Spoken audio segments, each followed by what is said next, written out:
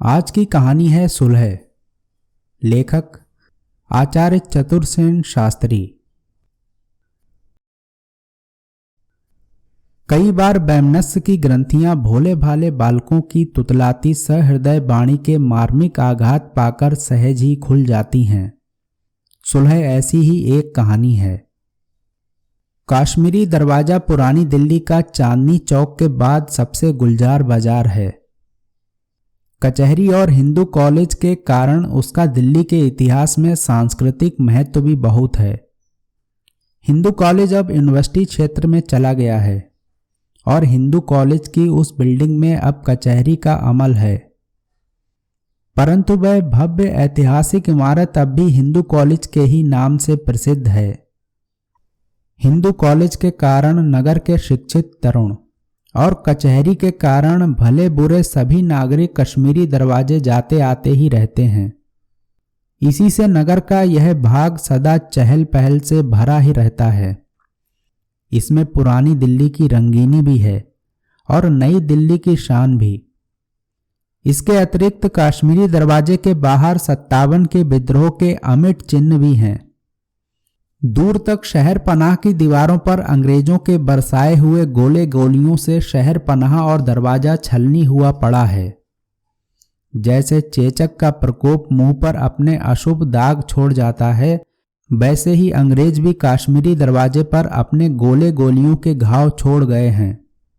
जब तक अंग्रेजों की अमलदारी थी, प्रत्येक अंग्रेज उन निशानों को गर्व से देखता था और प्रत्येक भारतीय लाज से अपना सिर नीचा कर लेता था।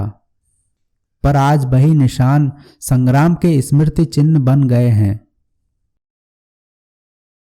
हिंदू कॉलेज के प्रति मेरा प्रिय भाव भी बहुत था। बहुधा मैं छात्रों के बीच भाषण दे आया हूं। बहुत बार छात्रों और अध्यापकों ने मुझे चाय पान का आनंद प्रदान किया है। वहां के गुंजान फुलवारियों से भरे प्रांगण में ज्ञान पिपासु तरुण छात्र छात्राओं के हंसते मुंह देखने के प्रलोभन से मैं चाहे जब बिना काम और बिना बुलाए ही वहां जा पहुंचता था। अब जो सुना कि वहां कचहरियां आ बसी हैं, तो मैं वहां का वातावरण देखने एक दिन जा पहुंचा। इस इमारत का एक ऐतिहासिक महत्व भी है, जिसे बहुत कम आदमी जानते हैं। वह यह कि 57 के विद्रोह के बाद जब दिल्ली को अंग्रेजों ने दखल किया, तो उनकी पहली सरकार इसी इमारत में स्थापित हुई थी। यहीं किसी कमरे में बैठकर हडसन साहब ने नवाबों और शाही खानदान के सैकड़ों आदमियों को फांसी पर चढ़ाने के प्राज्ञापत्र जारी किए थे। ख्याल कीजिए, जब फव्वारे पर दूर तक फांसियों पर लोग लटक रहे थे, तब इस इमारत के भीतर क्या हो रहा है, यह जानने को लोग कितनी भयपूर्ण कल्पनाएं करते होंगे। अब ना रहे वे दिन, ना वे अंग्रेज, अब तो ठेठ स्वदेशी राज्य है। फिर कचहरी, जहां भीतर बाहर हर जगह जाने का सभी को अधिकार है, वहां पहुंच गई। क्या समय का फेर है। मनुष्य की भांति स्थान के भी भाग्य होते हैं। सो मैं एक दिन इस ऐतिहासिक इमारत के भाग्य परिवर्तन को देखने वहां जा पहुंचा। फाटक में घुसते ही ऐसा प्रतीत हुआ जैसे शांत वातावरण में आंधी आ गई हो। भोले भाले स्वस्थ छात्रों के प्यारे भरे चेहरों के स्थान पर उठाई गिर जैसी मतलब भरी आंखें लिए सूटों में लिपटे हुए वकील अपने शिकार की तलाश में इधर उधर घूम रहे थे। बढ़िया सूटों में से झांकते हुए उनके वीरान और मनईस चेहरे मतलब और मक्कारी की हंसी हंस रहे थे। उस हंसी का मतलब यह था, लड़ो भाइयों, हम तुम्हारी मदद करेंगे। तुम अपनी जेब की जमा जथा हमारे हवाले कर दो। सब किस्म के आदमी, आबाल वृद्ध, परेशान से इधर से उधर घूम रहे थे, जैसे इनकी गांठ का सब कुछ यहीं खो गया है। देखता भालता मैं पीछे के कक्ष में जा पहुंचा। बहुत बार भावुक तरुणों ने मेरा वहां सत्कार किया था। साहित्य चर्चा हुई थी। चाय रसगुल्ले खाए थे। बूढ़ों और तरुणों ने मिलकर शुभ हाथ से बखेरा था। परंतु आज का वातावरण तो कुछ और ही था।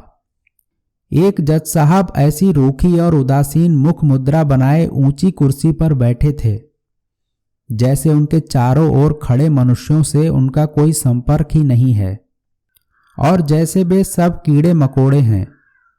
केवल एक ही महाशय भले मानुस हैं। कोर्ट में एक दिलचस्प मुकदमा पेश था। मुकदमा पति पत्नी के बीच था। दंपति शायद ईसाई थे, दोनों तरुण। पत्नी की आयु कोई 25 वर्ष की होगी।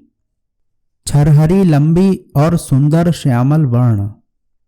गोद में कोई 2.5-3 साल का बच्चा। स्वस्थ और सुंदर। परिधान साधारण साड़ी। अति स्वच्छ बच्चे को कंधे पर लिए चुपचाप खड़ी थी। मुद्रा क्रोध भरी थी। उसकी बगल में एक सूखा चिड़ी सा दुबला पतला लंबा बेतुका सा वकील अपनी मनहूस नजरों को काले चश्मे में छिपाए नकली गंभीर मुद्रा में खड़ा था। उसकी बगल में ही तरुणी का पति कुछ बेचैन सा खड़ा था। गहरी उदासी की छाया ने उसके वीरान चेहरे को एकदम उजाड़ दिया था। उसकी भूखी और खोई सी नजर रह रहकर तरुणी पर पड़ रही थी। परंतु तरुणी एकदम भावहीन पत्थर की मूर्ति की भांति निष्ठुर निर्मम मुद्रा में खड़ी थी। मामला शायद छोड़ छुट्टी का और गुजारे का था। मुद्दइया बही तरुणी थी। पति के बगल में भी एक ठिगने गोल मटोल गुदगुदे वकील साहब खड़े रह रहकर अपनी पतलून की जेब में बार बार हाथ निकाल और डाल रहे थे। दोनों वकीलों से उनके मुवक्किल थोड़ी थोड़ी देर में घुसफुस बात कर लेते थे, जैसे अब इस स्थान पर वही परस्पर गहरे सगे संबंधी हों। मुकदमा आरंभ हुआ और जज ने तरुणी के पति से कुछ प्रश्न किए। ज्यों ही युवक के मुंह से बात फूटी, तरुणी की गोद में सोया हुआ बच्चा चौकन्ना होकर इधर उधर देखने लगा। पिता पर दृष्टि पड़ते ही वह जोर से पापा पापा कहकर और दोनों हाथ फैलाकर पिता की गोद में जाने के लिए बाबेला मचाने लगा और तरुणी उसे अपनी गोद में जकड़े रहने के लिए भरपूर जोर लगाकर उसे चुप करने का असफल प्रयत्न करने लगी। परंतु बालक ने पापा पापा का ऐसा शोर मचाया और इस कदर रोना शुरू किया कि अदालत का कामकाज एक बारगी बंद हो गया और जज तथा वकील परेशान होकर उस नन्हे प्राणी को देखने लगे।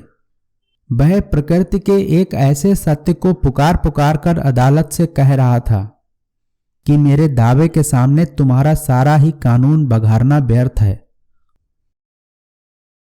जज और वकीलों ने बहुत समझाया कि थोड़ी देर के लिए वह स्त्री बच्चे को पति की गोद में दे दे।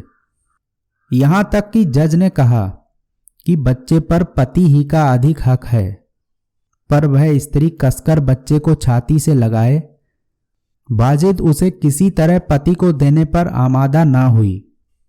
लेकिन बच्चा बड़े जोर से पापा कहकर करुण क्रंदन कर रहा था। उसके दोनों नन्हे नन्हे हाथ हवा में उठे हुए थे और उसका वह अभागा पिता, जिसने कभी हंस हंसकर गोद में खिलाया था, आंखों में आंसू भरे दोनों हाथ फैलाए अपनी पत्नी के आगे करुणा की भीख मांग रहा था। कानून चुप था, जज चुप था, वकील चुप थे। पिता और पुत्र हाथ फैलाए एक दूसरे की छाती से लगने को छटपटा रहे थे। स्त्री अदालत में अपने अधिकारों के लिए लड़ने को आमादा थी। पत्नी आत्मसम्मान की आग से दहक रही थी, पर मां विगलित हो रही थी। उस कानूनी वातावरण के भरे कमरे में उस एक स्त्री के शरीर में जो यह त्रिवेणी संगम हो रहा था, उसे देखने वाला कोई ना था। मां की आत्मा ने स्त्री और पत्नी की मूर्ति को परास्त कर दिया। उसने छिपी नजर से पति की ओर देखा। ऐसी करुणा की मूर्ति उसने पहले नहीं देखी थी। उसकी आंखों की ज्वाला बुझ गई। पत्नी की आत्मा ने प्यार बखेरना प्रारंभ कर दिया। उसकी आंखों में मोती सज गए और देखते ही देखते वे झरझर झरने लगे। गोद की पकड़ उसकी ढीली पड़ गई और जैसे चुंबक से खिंचकर लोहा चिपक जाता है, उसी प्रकार वह शिशु पिता की गोद में जाकर चिपट गया। बालक ने कहा, पापा। पिता ने कहा, बेटा तुम कहां चले गए थे पापा? बेटा मैं काम से गया था।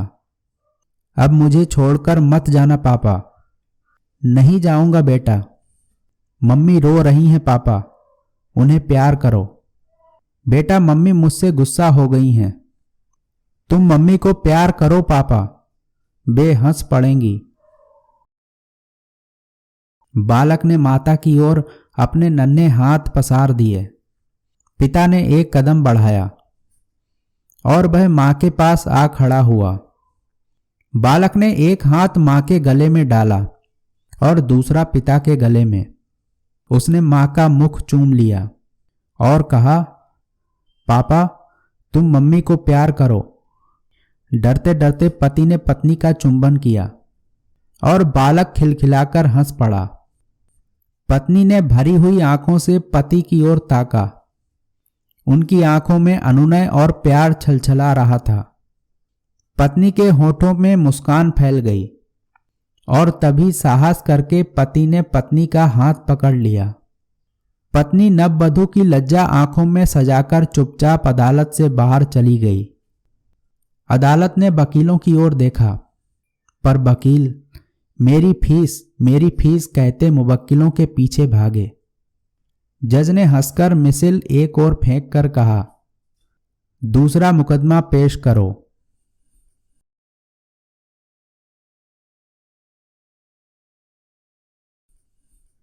अभी आप सुन रहे थे आचार्य चतुरसेन शास्त्री की कहानी सुलह।